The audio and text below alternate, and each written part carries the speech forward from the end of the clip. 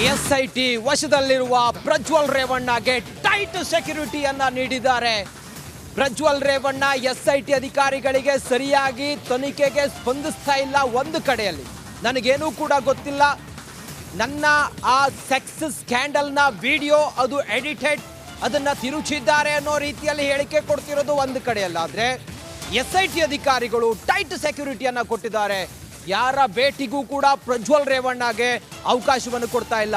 ಪ್ರಜ್ವಲ್ ರೇವಣ್ಣ ಈ ಪ್ರಕರಣದಲ್ಲಿ ಸುಮಾರು 2 ರೇಪ್, ಮತ್ತೊಂದು ಲೈಂಗಿಕ ದೌರ್ಜನ್ಯ, ಸುಮಾರು 3 ಪ್ರಕರಣ ಪ್ರಜ್ವಲ್ ರೇವಣ್ಣ ಮೇಲೆ ದಾಖಲಾಗಿದೆ. ಈ ಪ್ರಕರಣದಲ್ಲಿ ಪ್ರಜ್ವಲ್ ರೇವಣ್ಣ A1 ಆರೋಪಿ. ಪ್ರಜ್ವಲ್ ರೇವಣ್ಣ 35 ದಿನಗಳ ಕಾಲ ವಿದೇಶದಲ್ಲಿ ತಲೆಮರೆಸಿಕೊಂಡಿದ್ದು, ಅದಾದ ನಂತರ ರಾಜತಾಂತ್ರಿಕ ಪಾಸ್ಪೋರ್ಟ್ ಬಂದಾಗತ್ತೆ ಅಥವಾ ರಾಜತಾಂತ್ರಿಕ ಪಾಸ್ಪೋರ್ಟ್ ಕ್ಯಾನ್ಸಲ್ ಆಗತ್ತೆ, ರದ್ದಾಗತ್ತೆ ಅನ್ನೋ ಕಾರಣಕ್ಕೋಸ್ಕರ 31ನೇ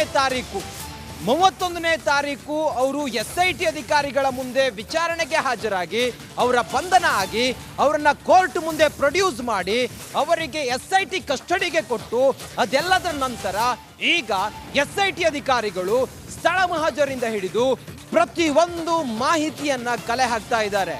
ಸಂತ್ರಸ್ತರ ಸ್ಟೇಟ್ಮೆಂಟ್ ಅನ್ನು ಕೂಡ ಪಡ್ಕೊಂಡಿದ್ದಾರೆ. ಹೀಗೆಲ್ಲ ಇರುವಾಗ SIT ಅಧಿಕಾರಿಗಳು ಬಹಳ ಸೂಕ್ಷ್ಮ ಪ್ರಕರಣ, ಹೈ ಪ್ರೊಫೈಲ್ ಪ್ರಕರಣ ಆಗಿರೋದ್ರಿಂದಾಗಿ SIT ಅಧಿಕಾರಿಗಳು ಪ್ರಜ್ವಲ್ ರೇವಣ್ಣ ಅವರನ್ನ ಸಂಪೂರ್ಣವಾಗಿ ನಾಕಾಬಂದಿ ಮಾಡಿದ್ದಾರೆ. ಪ್ರಜ್ವಲ್ ರೇವಣ್ಣ ಅವರನ್ನ ಸಂಪೂರ್ಣವಾಗಿ ಯಾರಿಗೂ ಕೂಡ ಸಂಪರ್ಕ ಸಾಧಿಸಿದ ರೀತಿಯಲ್ಲಿ. ಯಾಕಂತ ಹೇಳಿದ್ರೆ ಹೇಳಿ ಕೇಳಿ ಪ್ರಜ್ವಲ್ ರೇವಣ್ಣ ಒಬ್ಬರು MP, ಒಬ್ರು ಸಂಸದರು. ಆ ಕಾರಣದಿಂದ ಮಾಜಿ ಪ್ರಧಾನಿ ಇವರ ಅಜ್ಜ, ಹಾಗೆ ಮಾಜಿ ಮುಖ್ಯಮಂತ್ರಿ ಇವರ ತಂದೆ.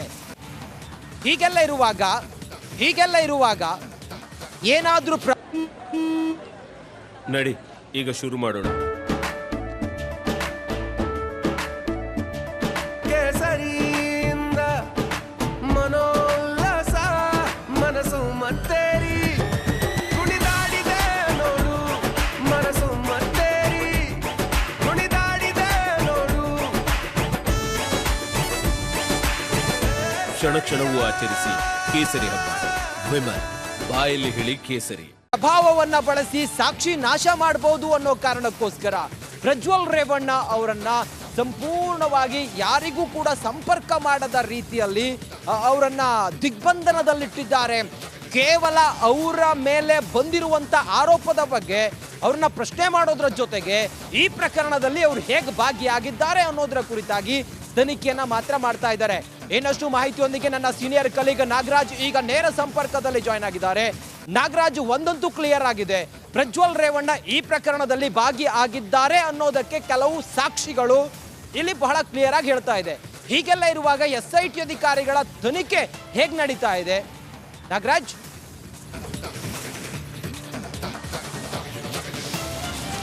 ರಂಜಿತ್, ಏನು ಈಗಾಗಲೇ 6 ದಿನಗಳ SIT ಕಸ್ಟಡಿಗೆ ಪಡೆದುಕೊಂಡಿರ್ತಕ್ಕಂಥ SIT ಪೊಲೀಸರು ಪ್ರಜ್ವಲ್ ರೇವಣ್ಣ ಅವರನ್ನ ಹಲವು ವಿಚಾರಗಳಲ್ಲಿ ಒಂದು ತನಿಖೆಗೆ ಒಳಪಡಿಸ್ತಾ ಇರ್ತಕ್ಕಂಥದ್ದು. ಅದರಲ್ಲೂ ಪ್ರಮುಖವಾಗಿ ಏನು ಕೇವಲ ತನಿಖಾ ಅವರನ್ನು SIT ಕಚೇರಿಯಲ್ಲಿ ಇಟ್ಟಿದ್ದಾರೆ, ಅಲ್ಲಿಗೆ ಬೇರೆ ಯಾವುದೇ ಅಧಿಕಾರಿಗಳನ್ನು ಅಲ್ಲಿಗೆ ಪ್ರವೇಶವನ್ನು ಕೊಡದೆ ಕೇವಲ SIT ಆ ಒಂದು ಪ್ರಕರಣಕ್ಕೆ ಸಂಬಂಧಿಸಿದಂತೆ ತನಿಖಾಧಿಕಾರಿಗಳು ಯಾರಿರ್ತಾರೆ ಅವರು ಮಾತ್ರ ಅವರನ್ನು ಸಂಪರ್ಕ ಮಾಡಬೇಕು ಮತ್ತು ವಿಚಾರಣೆಯನ್ನು ನಡೆಸಬೇಕು ಅನ್ನೋದು ಒಂದು ಭಾಗ. ಆದರೆ ಮತ್ತೊಂದು ಕಡೆ ಈ ಒಂದು ಪ್ರಕರಣದಲ್ಲಿ ಅತ್ಯಾಚಾರ ಆರೋಪ ಇರೋದ್ರಿಂದ ಅದಕ್ಕೆ ಸಂಬಂಧಿಸಿದಂತೆ ಟೆಕ್ನಿಕಲ್ ಎವಿಡೆನ್ಸ್ಗಳನ್ನು ಒಂದಷ್ಟು ಕಲೆಕ್ಟ್ ಮಾಡೋದ್ರ ಜೊತೆಗೆ ಒಂದು ಭೌತಿಕವಾಗಿ ಅವರಿಂದ ಬಯೋ ಎವಿಡೆನ್ಸ್ಗಳನ್ನು ಯಾವ ರೀತಿ ಕಲೆಕ್ಟ್ ಮಾಡಬೇಕು. ಯಾಕಂತಂದರೆ ಅತ್ಯಾಚಾರ ಪ್ರಕರಣಗಳಲ್ಲಿ ನೀವು ಟೆಕ್ನಿಕಲ್ ಎವಿಡೆನ್ಸ್ಗಳನ್ನು ಎಷ್ಟು ಕಲೆಕ್ಟ್ ಮಾಡ್ತೀರೋ ಅಷ್ಟೇ ಪ್ರಾಮುಖ್ಯತೆ ಒಂದು bio evidence.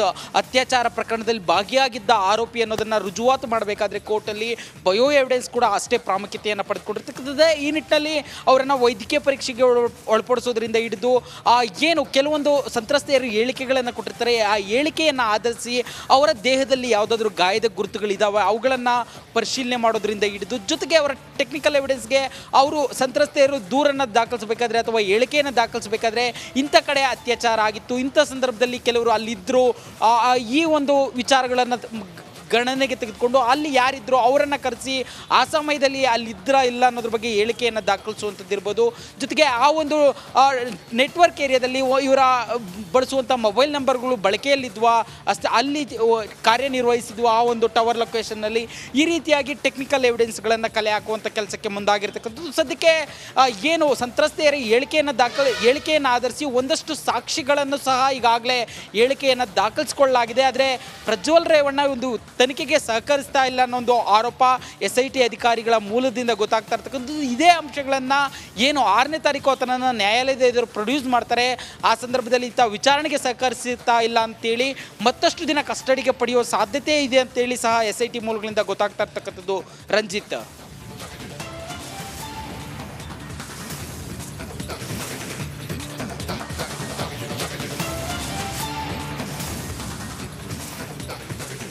Okay, thank you Nagaraju ನಿಮ್ಮೆಲ್ಲ ಮಾಹಿತಿಗಾಗಿ. ದೇಶದ ಅತಿ ದೊಡ್ಡ ನೆಟ್ವರ್ಕ್ ನಿಂದ ಮೆಗಾ ಕವರೇಜ್. ದೇಶದ ಮತದಾರನ ಆದೇಶ NDAಗ ಇಂಡಿ ಒಕ್ಕೂಟಕ್ಕ. ಲೋಕ ಅಖಾಡದಲ್ಲಿ ಗೆಲ್ಲೋದ್ಯಾರು ಸೋಲೋದ್ಯಾರು. ಕರುನಾಡಿನ 28 ಕ್ಷೇತ್ರಗಳ ನಿಖರ ಫಲಿತಾಂಶ. ಫಾಸ್ಟ್ ರಿಸಲ್ಟ್, ಪಕ್ಕಾ result. Number 1 election team, number 1 network, number 1 coverage.